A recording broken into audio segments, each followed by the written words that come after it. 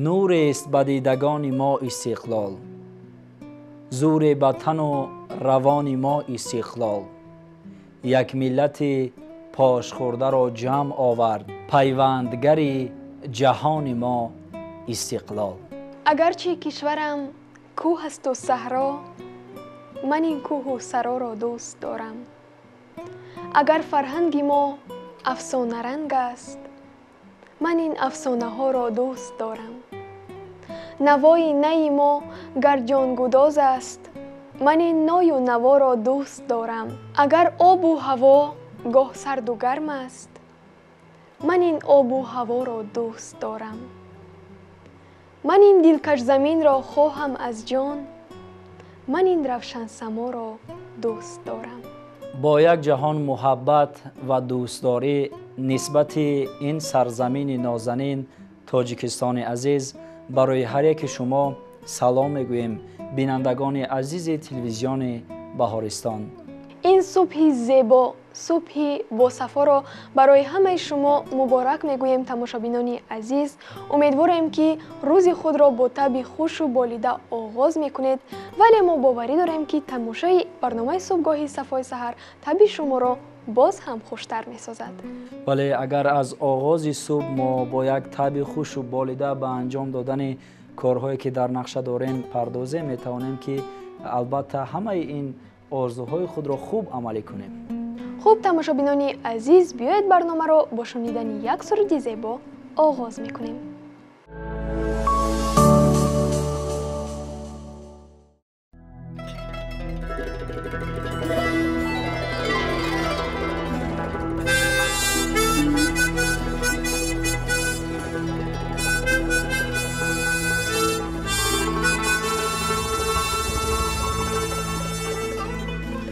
تاجیک یا خلق وفا پروری من،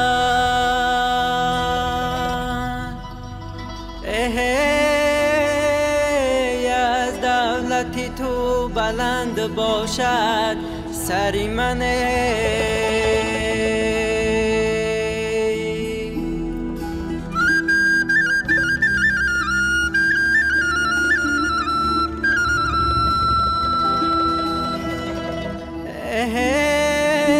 شکرانه تو که با تو من آبادم، و از توز بلند و تابوناب اختری منه.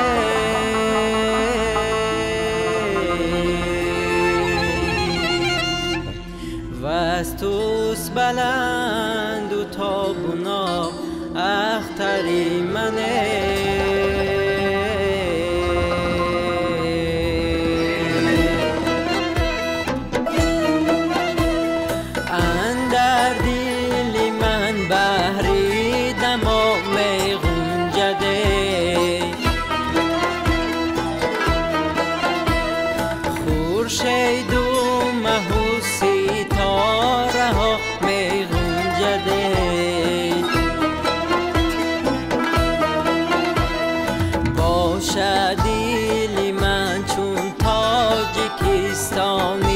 عزیز یاری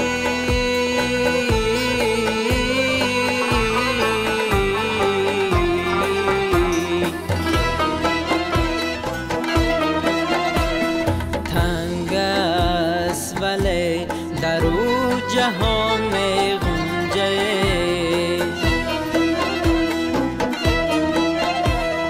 تنگ است ولی در او جهان می گنجه.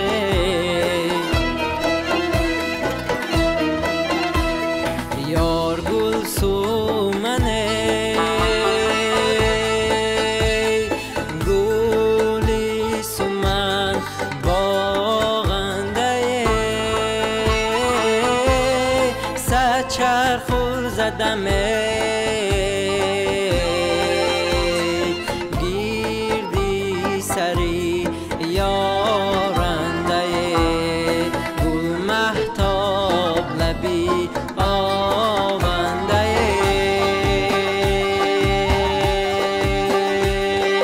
تاقی در آمد به باغ چهره گلناری تو حرف چی سود افکند بر دلی گلناری تو بردی دلی لانه ها ذاتشی جان رنگی تو پشتی بنفشه به هم از کشیشی والی تو پشتی بنفشه به هم از کشیشی والی تو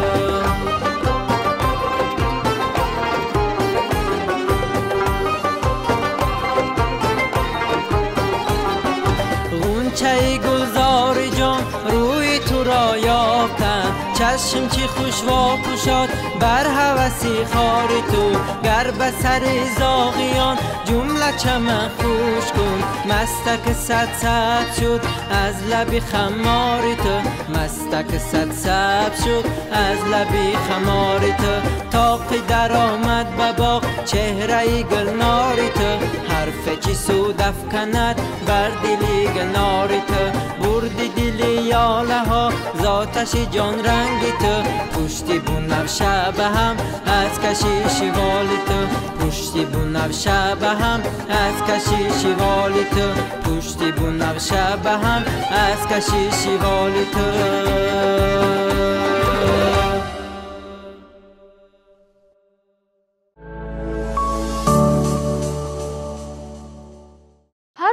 وقتی که از خواب بیدار شدیم ما باید ورزش کنیم و بعد خوراکی صبح بخوریم.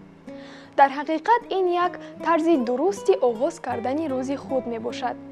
هستند تحقیقات های زیادی که معین کردند که در حقیقت استعمال کردن صبحانه مهم است و منفعت آور است. یکی از این دلیل چنین می باشد. آدمانی که روز خود را با خوردن صبحانه آغاز می کنند در دوام روز هم از جهت ذهنی و هم از جهت جسمانی خود را خوبتر حس می کنند. تماشابینان عزیز، این گپ های خالی نیستند. در حقیقت تحقیقات های زیاده بودند که این دلیل را اثبات کردند.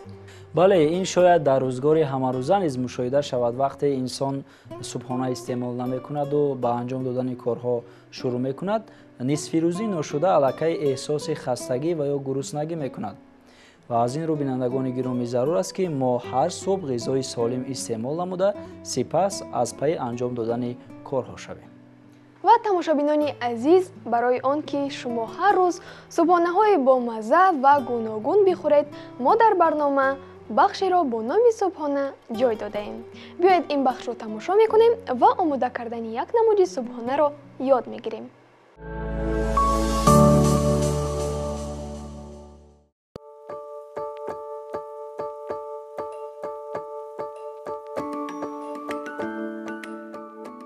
صبح یکایک شما با خیر و شادی باشد بینندگان عزیز تلویزیونی بهارستان. بخش صبحانه از منظور شما و این لحظه ما تصمیم گرفته تا با شما طرز آماده کردن چنین نوعی کلچه قند را نشان دهیم.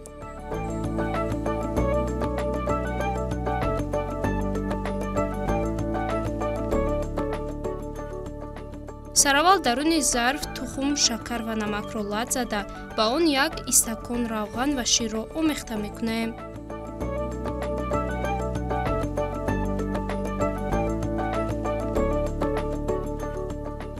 برای خوب آمیخته گشتن کاکائو ما را میباید که آن را با آرد همراه کنیم. پس آن آرد را از الک روی محصولات ها میگذرانیم.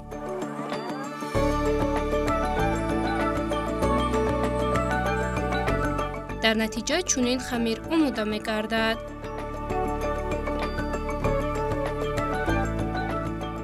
دو تا بانان را با یک چند قسمت جدا کرده درون قالب های کلچه قند جای می دهیم.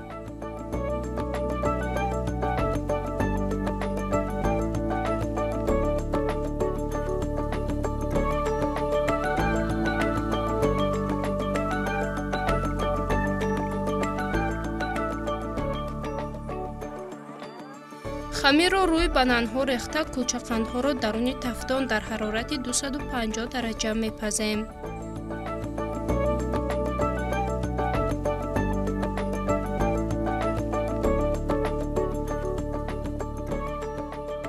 ببینید، ما توانستیم در مدت 1 ساعت چنین کلچه قندهای بولذت را آماده کنیم. شما نیز میتوانید از این دستورالعمل استفاده برده دسترخوان خود را آرا دهید.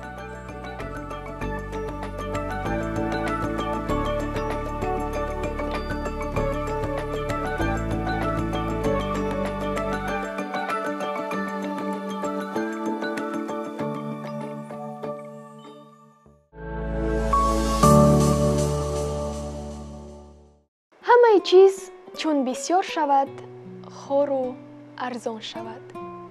بجز علم و دانش که هرچی بیشتر شود عزیزتر شود. در حقیقت خواندن کتاب به ما سواد می دهد، ذهن ما را قوی می کند و همچنین حالت روانی ما را خوبتر می گرداند. سقراط گفته است جامعه وقت فرزانگی و سعادت می بیند که مطالعه کاری هر روزش باشد.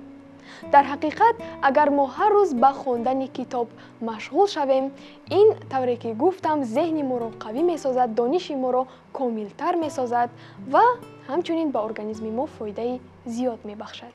بله، کتاب را بیهوده حافظه بزرگ بشریت نگفتند. برای این همیشه ما را لازم است که از پی از خود کردن علم و دانش باشیم. کتاب را قدر نماییم.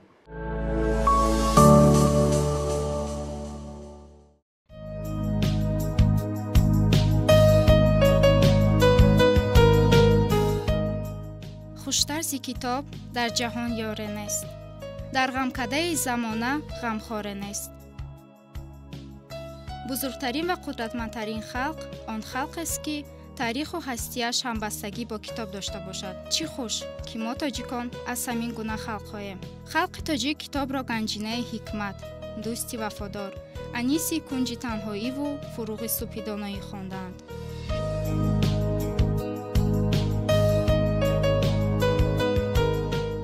چنانه که گل از گلزار، سبزه و لاله از کوهسار، آب از جویبار جسته می شود، گوهر دانش از کتاب به دست می آید. هر چقدر ما آن را عزیز و معتبر شماریم، همان قدر آن ما را به زینه‌های بلند علم و به سوی انصاف و آدمیت می کشد. چنانه که رودکی بزرگوار فرموده است، تا جهان بود از سر آدم فراز، کس نبود از راه دانش بی نیاز. کتاب منبع دانش، چراغ عقل و مونس قلب‌های شکسته، واسطه مهم است برای جستجوی دانش و معرفت.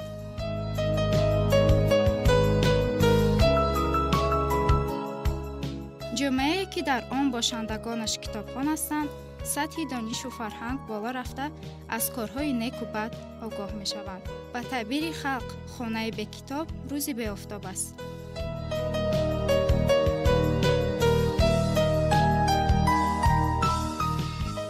کتاب محزن امید و آرزوهاست، راهنما به عالم دانش هاست. بیهوده نیست که پیشوای ملت گفتند کتاب کلید دانش و واسطه اساسی سوادناک‌شوی است. آره، کتاب شمع دل انسان است.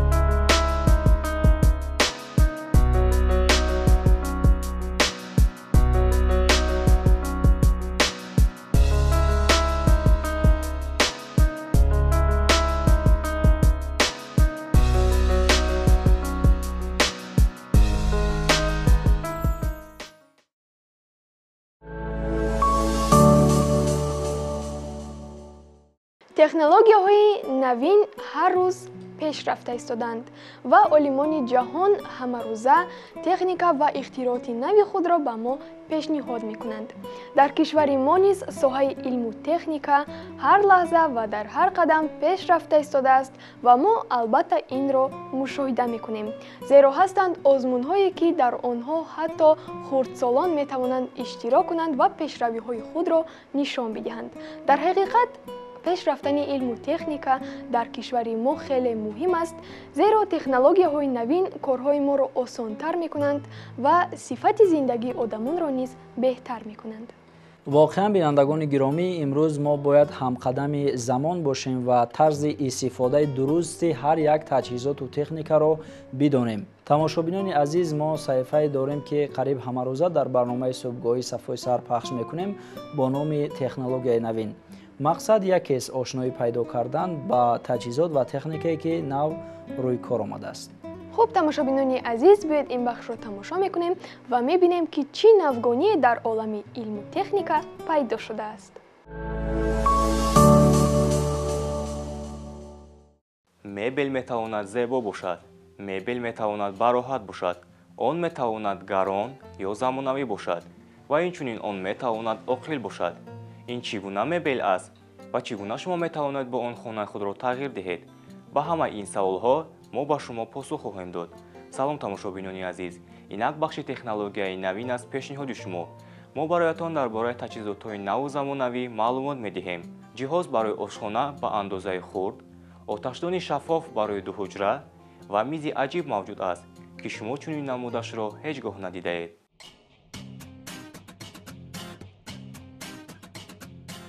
D-Table.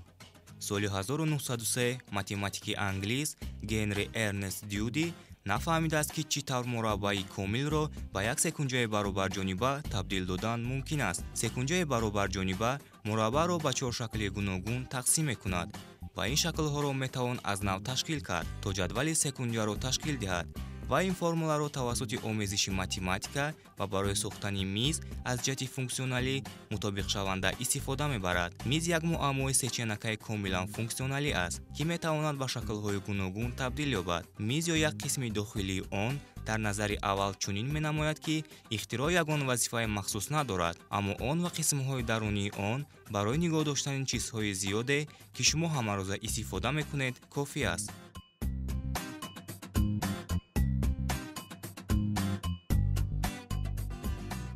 Попапедо ин як ашёи хуби қулай аст ки ба ҳайвонот имкон медиҳад ки мустақилона аз хона берун раванд. гарчанде ки сагҳо ҳайвоноти хонагӣ ҳисобида мешавад, вай бекуча дар хона зиёд гашту гузор кардан наметавонад. гурбаҳо низ чӣ хеле ки ба ҳамагон маълум аст, дар дилхоҳ ҷои сайру гашт карданро дӯст медорад. барои роҳатии ҳайвоноти шумо гузоштани чунин даре ки бо магнит васл карда мешавад бениҳоят муфид хоҳад буд. насб ва хориҷ кардани он хеле осон аст. сурохи даромадгоҳ аз маводи мулоим сохта шудааст. аз ин ро аз он гузаштан барои ҳайвоноти хонагӣ душвор нахоҳад буд. ин дари ҳайвонҳо дар кушодани дарҳои слайд ҷойгир карда мешавад. баландии он бо истифода аз қисмҳои иловагӣ танзим карда мешавад ва ба ҳамдигар пайваст карда мешавад. баъзан вақт роҳи ҳалли беҳтарин барои шумо хеле ғайри чашмдош аст. шумо кати иловагӣ надоред?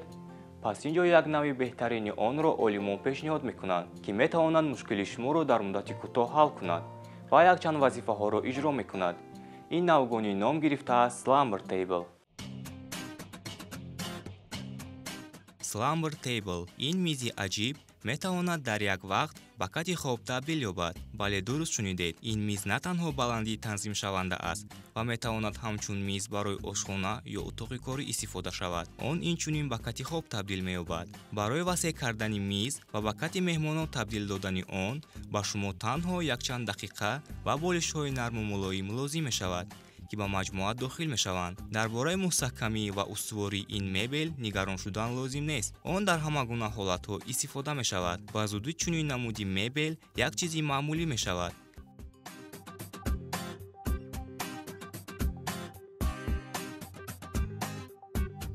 тамошобинони азиз, бо пешниҳоди ин матлаб бахши технологияи навин ба анҷом мерасад. агар бахши омода кардаи мо ба шумо писанд омада бошад, пас мо низ шод ҳастем. бахшҳои дигари барномаи субҳгоҳии Сафои саҳар идома дорад. бо барномаи мо бимонед.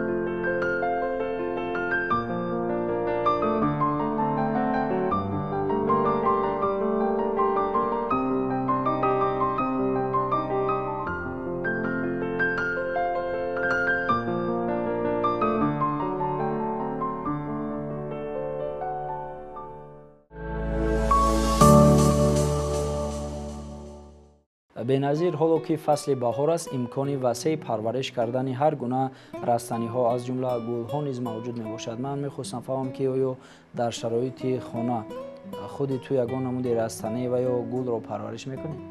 бале, мо дар хонамон намудҳои гуногуни растаниҳоро дорем ки баъзан вақт ман онҳоро нигоҳубин мекунам. бинандагони азиз, агар шумо низ парвариши растаниҳоро дӯст медоред, шумо бояд тарзи дурусти нигоҳубини растаниҳоро донед.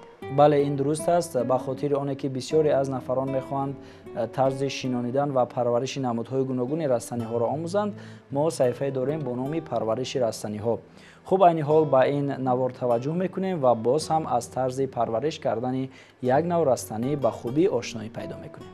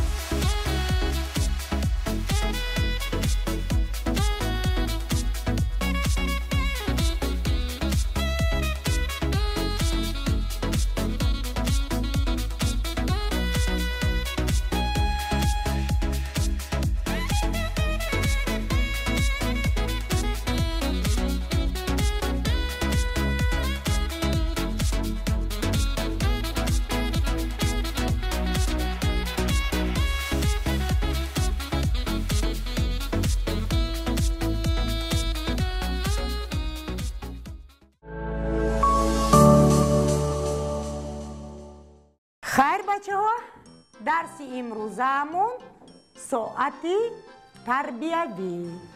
برای همین درسمون از چی آغاز می شود؟ از سوال و جواب.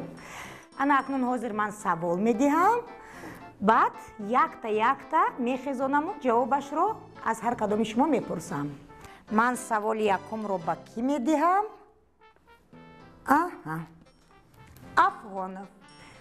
افغانов مرحمت کرده گوید که کتاب الفبا رو کی نوشته است؟ نمیدونی؟ او تو دانای صنف بودی کو؟ شین با درس تیار نیستی. سوال دویم حاضر تگایوا. کنی تگایوا یگان شعر بگو در باره وطن، در باره پدر، در باره مادر، در باره معلمه. میدونی؟ کنی مرحمت کرده بگو. عزیز و مهربانم کیست مادر؟ فروغ دیدگانم کیست مادر؟ زبانی مادری آموخ بر من، همیشه بر زبانم کیست مادر؟ آفرین. شین انا اکنون سوالهای عمومی رو چیکار میکنیم؟ آغاز میکنیم، یعنی که سر میکنیم. از کی سر میکنیم؟ سهراب جان کجا پنهان شدی؟ کنی با نزد تخته برو. کنی سهراب جان حاضر من سوال میدهم، تو باشی چیکار میکنی؟ با سوالهای من جواب میگردانی. سهراب جان کنی با ما بگو که تربیه از کجا سر میشود؟ نمیدونم معلم. آفرین با تو سهراب جان. خیر دیگر سوال. مرحمت کرده باز بگو که تو یگان بار جنگ کرده ای؟ معلم نگوید، من هر روز جنگ میکنم. آفرین با تو سهراب جان. آفرین. فریب چی؟ مثلا رفیق خانت رو، مرا، پدر و مادرت رو یگان بار فریب داده ای؟ معلم هر روز من آدم ها رو فریب میکنم. فریب خود من نمیبرم. آفرین. من سوال نداده علاقه جوابش داد. آفرین با تو. خیر سوال دیگر. تو مرا یعنی معلمات رو احترام میکنی؟ نه معلم، من حتی پدر و مادرم رو احترام نمیکنم. آفرین. انا اکنون مرحمت کرده بگو که کدام درس زیادتر به تو پسند است، یعنی معقول است؟ یگان تاش به من پسند است از متماتیکا تا ورزش به من پسند نیست. آفرین با تو سهراب جان. آفرین. بهایش چند؟ بهایش 5. آفرین. مرحمت کردشین بهایت 5. آفرین. برای چی معلم 5؟ او باید 2 میماندید کو؟ شنیدم، لیکن او همتون شاهده. با همه سوال هایم چیکار کرد؟ جواب گردان. درسی ما درسی چی است؟ ساعتی تربیوی. موضوعمون چی؟ راست گفتن. یعنی که سهراب جان به همه سوال های من راست جواب داد. برای همین بهایش 5. اکنون چیکار میکنه؟ اکنون سهراب جان اصلاح میکنه. یعنی که چون دیگه تیار شو سهراب جان. گوشویت رو روغن کرده بیا.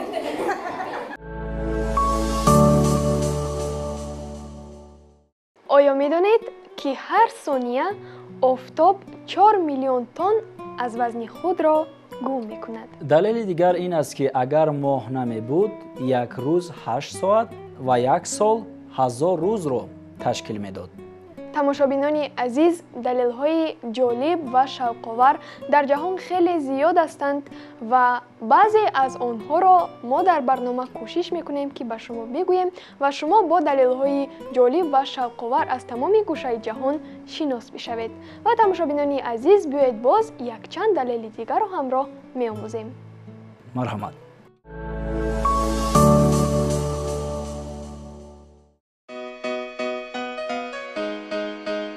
салом дӯстон, این صبح باز می‌خواهیم برایتان یک چند دلیل‌های جالب و ناتکراری خود را پیشکش نماییم. با دقت بودن را فراموش نسازید.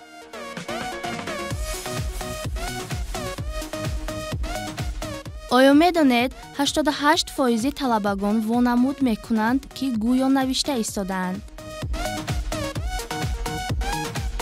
تجربه‌ها در ساحه طب نشان می‌دهند که انسان همه وقت بینی خود را دیده می‌تواند، ولی این معنی سر است که آن را به اعتبار نمی‌گیرد.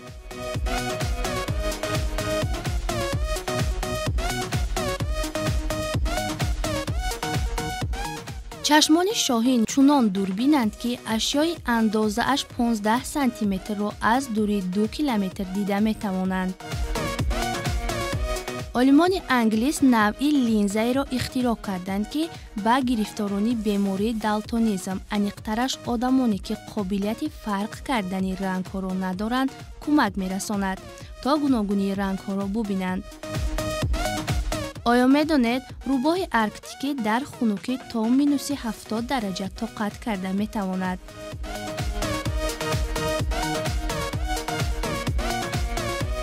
تقریباً از 62 تا 71% آب بدن انسان در پوستش جایگیر است. آیا می‌دانید در اصل موش‌ها مزه پنیر را دوست می‌دارند؟ بوی آن باشد نفرت موش‌ها را می‌انگیزد. دوستان عزیز، اینها بودند یک چند معلومات‌های نو و جالبی که این صبح برایتان پیشنهاد نمودیم. امیدواری آنیم که یگان دلیل جالب را از خود کرده باشید.